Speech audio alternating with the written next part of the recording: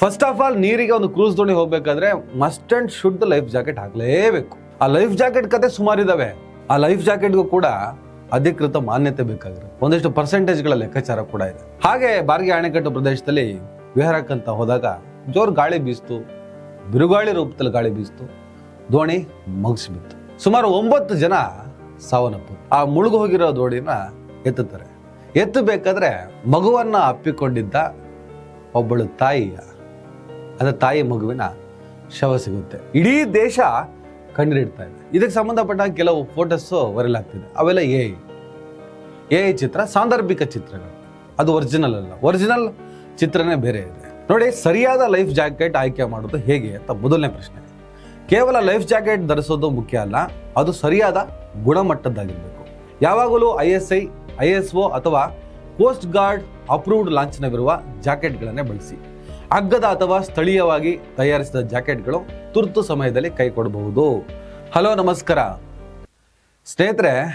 ನಾನು ಲಾಸ್ಟ್ ವಿಡಿಯೋದಲ್ಲಿ ಒಂದು ಸೂಕ್ಷ್ಮವಾದ ವಿಚಾರ ಹೇಳಿದ್ದೆ.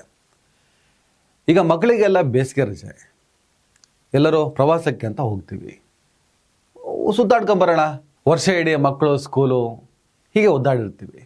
ಮಕ್ಕಳೊಂದು ರಜೆ ಸಿಕ್ಕಿದ್ರೆ ಸಾಕು, ಪೇರೆಂಟ್ಸ್ ಫಸ್ಟು ಒಂದಿಷ್ಟು ಸುತ್ತಾಡ್ಕೊಂಬರೋಣ ಅಂತ ಹೊರಡಿ ಎಂಜಾಯ್ ಮಾಡಿ ಸುತ್ತಾಡ್ಕೊ ಬನ್ನಿ, ಎಲ್ಲ ಓಕೆ. ಬಟ್ ನೀರಿರೋ ಕಡೆ ಸ್ವಲ್ಪ ಹುಷಾರು ಅಂತ ವಿಡಿಯೋ ಮಾಡಿದ್ವಿ. ಕರ್ನಾಟಕ ಸೇರಿದ ಹಾಗೆ ದೇಶದ ಅನೇಕ ಕಡೆ ಮೇಲಿಂದ ಮೇಲೆ ಪ್ರವಾಸಕ್ಕೆ ಎಂದು ಹೊರಟಿದ್ದಂತಹ ಕುಟುಂಬ ನೀರಿನ ಅಲೆಗೆ ಸಿಲುಕಿ ಅಥವಾ ನೀರಿನಲ್ಲಿ ಮುಳುಗಿ ಸಾವಿಗೀಡಾದರು.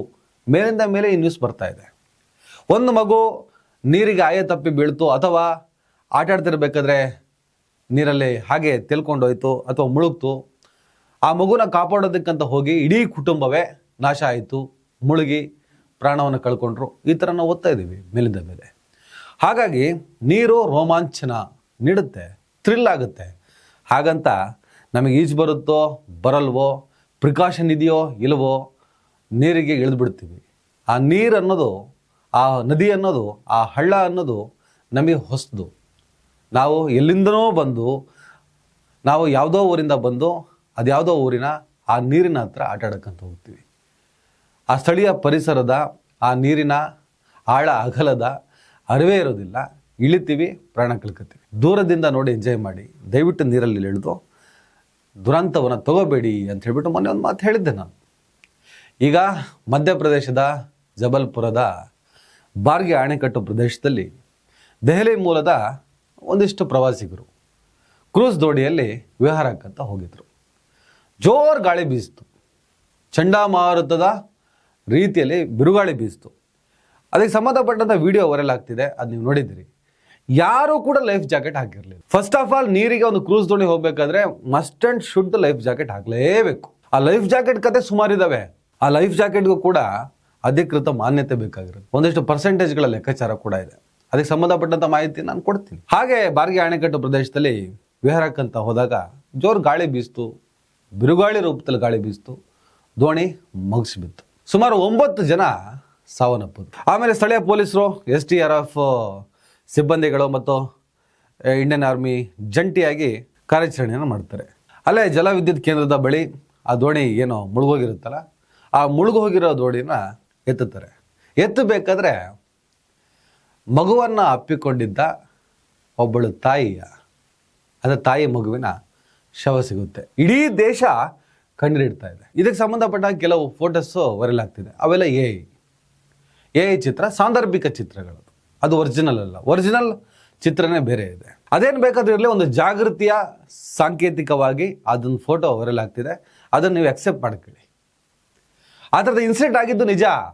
ಲೈಫ್ ಜಾಕೆಟ್ ಹಾಕಿದ್ರೆ ಯಾವುದೇ ಕಾರಣಕ್ಕೂ ಮುಳುಗಲ್ಲ, ಹೇಗೆ ಮುಳುಗಿದ್ರು ಅನ್ನೋ ಪ್ರಶ್ನೆಗಳು ಬರ್ತವೆ.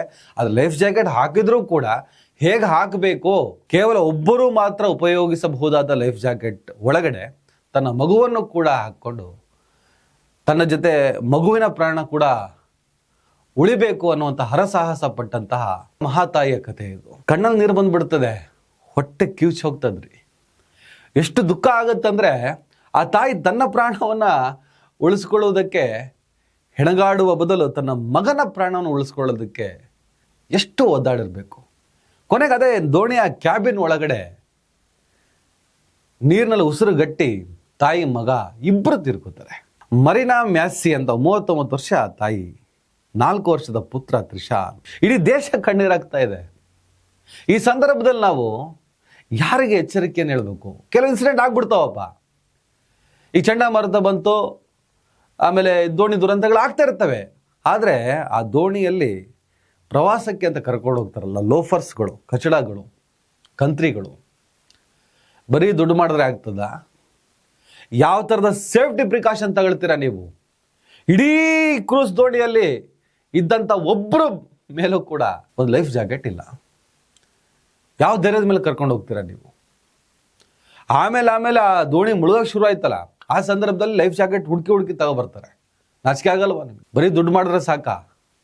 ಇನ್ನೊಬ್ಬರ ಪ್ರಾಣವನ್ನು ಬಲಿ ಕೊಟ್ಟು ದುಡ್ಡು ಮಾಡಬೇಕಾ ನೀವು?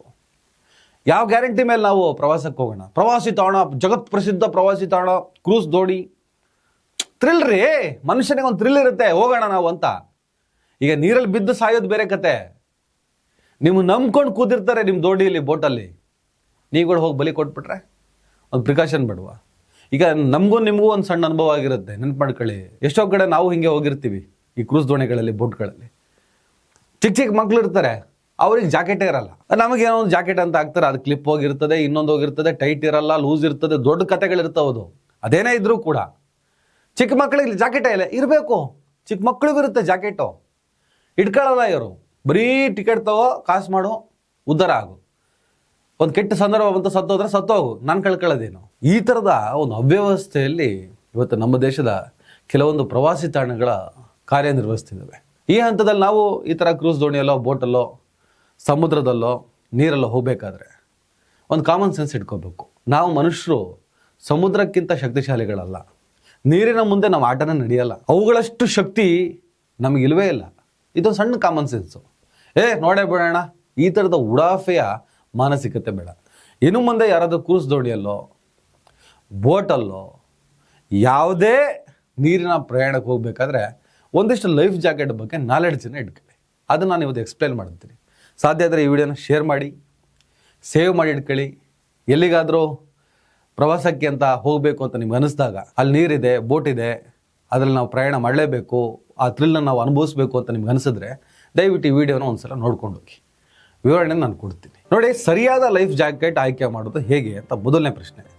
ಕೇವಲ ಲೈಫ್ ಜಾಕೆಟ್ ಧರಿಸೋದು ಮುಖ್ಯ ಅಲ್ಲ, ಅದು ಸರಿಯಾದ ಗುಣಮಟ್ಟದ್ದಾಗಿರಬೇಕು. ಸರಿಯಾದ ಸೈಜ್ ಜಾಕೆಟ್ ನಿಮ್ಮ ಎದೆ ಮತ್ತು ತೂಕಕ್ಕೆ ಅನುಗುಣವಾಗಿರಲಿ. ಧರಿಸಿದ ನಂತರ ಕೈಗಳನ್ನು ಮೇಲಕ್ಕೆ ಎತ್ತಿದಾಗ ಅದು ನಿಮ್ಮ ಗಲ್ಲದವರೆಗೆ ಜಾರಬಾರದು. ಪ್ರಮಾಣೀಕೃತ ಜಾಕೆಟ್ ಅಂದರೆ ಸರ್ಟಿಫಿಕೇಶನ್ ಇರಬೇಕು ಆ ಜಾಕೆಟ್ಗೆ. ಯಾವಾಗಲೂ ISI, ISO ಅಥವಾ ಕೋಸ್ಟ್ ಗಾರ್ಡ್ ಅಪ್ರೂವ್ಡ್ ಲಾಂಛನವಿರುವ ಜಾಕೆಟ್ಗಳನ್ನೇ ಬಳಸಿ. ಅಗ್ಗದ ಅಥವಾ ಸ್ಥಳೀಯವಾಗಿ ತಯಾರಿಸಿದ ಜಾಕೆಟ್ಗಳು ತುರ್ತು ಸಮಯದಲ್ಲಿ ಕೈ ಕೊಡಬಹುದು. ತೇಲುವ ಶಕ್ತಿ. ನೀರಿನಲ್ಲಿ ನಿಮ್ಮನ್ನು ತೇಲಿಸುವ ಸಾಮರ್ಥ್ಯವನ್ನು ನ್ಯೂಟನ್ಗಳಲ್ಲಿ ಅಳೆಯಲಾಗುತ್ತೆ. ಈಜು ಬಾರದವರು ಕನಿಷ್ಠ 100N ಅಂದರೆ 100 ನ್ಯೂಟನ್ ಅಥವಾ 150 ನ್ಯೂಟನ್ ರೇಟಿಂಗ್ ಇರುವ ಜಾಕೆಟ್ ಆರಿಸಿಕೊಳ್ಳುವುದು ಸುರಕ್ಷಿತ. ಹಾಗೆ ಬಣ್ಣ ಮತ್ತು ಲಾಕ್. ದೂರಕ್ಕೆ ಸ್ಪಷ್ಟವಾಗಿ ಕಾಣುವ ಕಿತ್ತಳೆ ಅಥವಾ ಹಳದಿ ಬಣ್ಣದ ಜಾಕೆಟ್ ಇರಲಿ. ಕೇವಲ ಜಿಪ್ಪರ್ ನಂಬಬೇಡಿ. ಬಲವಾದ ಬಕಲ್ಗಳು ಮತ್ತು ಸ್ಟ್ರಾಪ್ಗಳು ಇರೋದನ್ನು ಖಚಿತಪಡಿಸ್ಕೊಳ್ಳಿ. ಇನ್ನು ಹಂತ 2, ಬೋಟ್ ಏರುವ ಮೊದಲು ಮತ್ತು ನಂತರದ ಸುರಕ್ಷತಾ ನಿಯಮಗಳು. ಬೋಟ್ ಹತ್ತುವ ಆತುರದಲ್ಲಿ ಸುರಕ್ಷತೆಯನ್ನು ಮರಿಬಾರದು. ಹತ್ತೋ ಮುನ್ನ ಏನು ಮಾಡಬೇಕು? ಲೈಫ್ ಜಾಕೆಟನ್ನು ಕೈಯಲ್ಲಿ ಹಿಡ್ಕೋಬೇಡಿ, ಅದನ್ನು ಸರಿಯಾಗಿ ಧರಿಸಿ ಬಕಲ್ ಹಾಕಬೇಕು.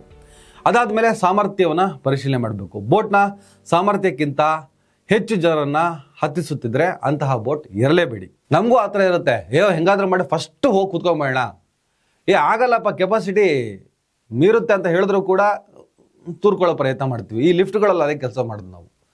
ಒಟ್ಟಲ್ಲಿ ನಮಗೆ ಫಸ್ಟ್ ಹೋಗಿ ರೀಚ್ ಆಗ್ಬಿಡ್ಬೇಕು. ಆದರೆ ಅನಾಹುತಗಳು ಏನಾಗ್ತದೆ ಅದು ನಮಗೆ ಬೇಕಾಗಿಲ್ಲ. ಅವ್ರು ತಡೆದ್ರೂ ಕೂಡ ನುಗ್ಗೋ ಪ್ರಯತ್ನ ಮಾಡ್ತೀವಿ. ಆದರೆ ಹಲವು ಕಡೆ ಅವ್ರಿಗೂ ಕಾಮನ್ ಸೆನ್ಸ್ ಇರೋದ್ರಿಂದ ಇಷ್ಟೇ ಜನಕ್ಕೆ ಅಂತ ಹೇಳ್ಬಿಟ್ಟು ಅವರು ಫಿಕ್ಸ್ ಮಾಡಿರ್ತಾರೆ. ಕೆಲವು ಕಡೆ ಏನು ಮಾಡ್ತಾರೆ, ಬಂದಷ್ಟು ಬರಲಿ, ನುಂಗಷ್ಟು ನುಂಗೋಣ ಅಂತ ಹೇಳ್ಬಿಟ್ಟು ತುಂಬಿಸ್ತಾರೆ ಕಡೆಗೆ ಆ ಅನಾಹುತ ಆಗೋಗ್ತವೆ. ಹಾಗೆ ಸಮತೋಲನವನ್ನು ಕಾಪಾಡಬೇಕು. ಎಲ್ಲರೂ ಒಂದೇ ಕಡೆ ಗುಂಪಾಗಿ ಕೂತ್ಕೋಬಾರ್ದು. ಇದು ಬೋಟ್ ಮಗುಚಲು ಕಾರಣ ಆಗುತ್ತೆ. ಹಾಗೆ ಬೋಟ್ ಚಲಿಸಬೇಕಾದ್ರೆ ಏಕಾಏಕಿ ಎದ್ದು ನಿಲ್ಬೇಡಿ. ಫೋಟೋ ಅದು ಇದು ಅಂತ ಹೇಳ್ಬಿಟ್ಟು ಆ ಕಡೆ ಈ ಕಡೆ ಓಡಾಡಬೇಡಿ. ಇದು ಬೋಟ್ ಮಗುಚೋದಕ್ಕೆ ಕಾರಣ ಆಗ್ಬಹುದು. ಇನ್ನು ತುರ್ತು ಪರಿಸ್ಥಿತಿಯಲ್ಲಿ ಬದುಕುಳಿಯೋದಕ್ಕೆ ಏನು ಮಾಡಬೇಕು? ಒಂದು ವೇಳೆ ಆಕಸ್ಮಿಕವಾಗಿ ನೀರಿಗೆ ಬಿದ್ದರೆ ಈ ಹಂತಗಳನ್ನು ನಾವು ಅನುಸರಿಸಬೇಕು. ಸ್ಟೇ ಕಾಮ್, ಗಾಬರಿ ಆಗಬಾರ್ದು, ಹೇಳ್ತೀವಿ, ಬಟ್ ಆ ಸಂದರ್ಭದಲ್ಲಿ ಭಾಳ ಕಷ್ಟ. ಆದರೂ ಗಾಬರಿ ಆದಷ್ಟು ಉಸಿರಾಟ ಕಷ್ಟವಾಗಿ ಶಕ್ತಿ ಕಡಿಮೆ ಆಗುತ್ತೆ. ಅದು ಹಾಗೆ, ಅದು ಪ್ಯಾನಿಕ್ ಆಗಿಬಿಟ್ರೆ ಮುಗ್ದೇ ಹೋಯ್ತು ಕತೆ. ಹಾಗಾಗಿ ಪ್ಯಾನಿಕ್ ಆಗಬಾರ್ದು ಅನ್ನೋದು ಮೊದಲ ಸಲಹೆ ನೀರಿಗೆ ಬಿದ್ದ ಮೇಲೆ.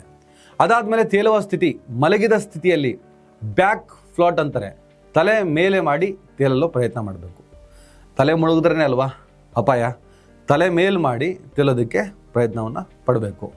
ಅದಾದಮೇಲೆ ಬೋಟ್ ಅಥವಾ ಸಮೀಪದಲ್ಲಿ ತೇಲುತ್ತಿರುವ ಯಾವುದೇ ವಸ್ತುವನ್ನು ಗಟ್ಟಿಯಾಗಿ ಹಿಡ್ಕೋಬೇಕು.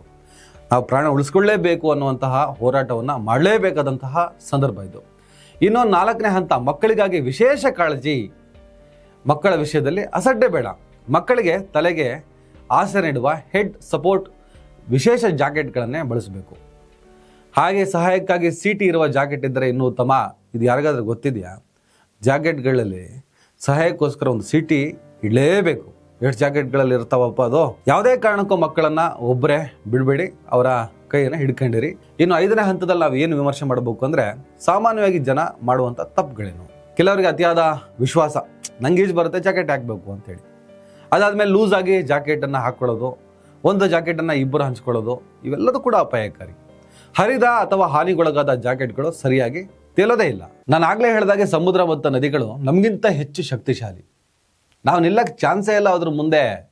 ನಾವು ಹುಲು ಮಾನವರು, ಅತ್ಯಂತ ಕನಿಷ್ಠ ಶಕ್ತಿ ನಮಗೆ. ಆ ದೈತ್ಯ ಶಕ್ತಿ ಮುಂದೆ ಆಟ ಆಡಕ್ಕೆ ಹೋಗಬಾರ್ದು.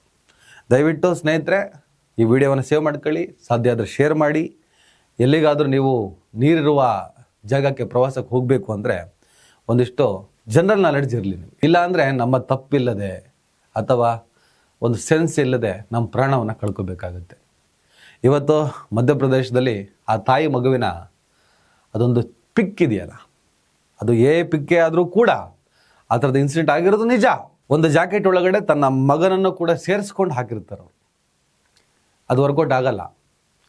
ಜಾಕೆಟ್ ಎಷ್ಟು ಬಿಗಿಯಾಗಿರುತ್ತೋ ಅಷ್ಟು ತೇಲ್ತೀವಿ ನಾವು.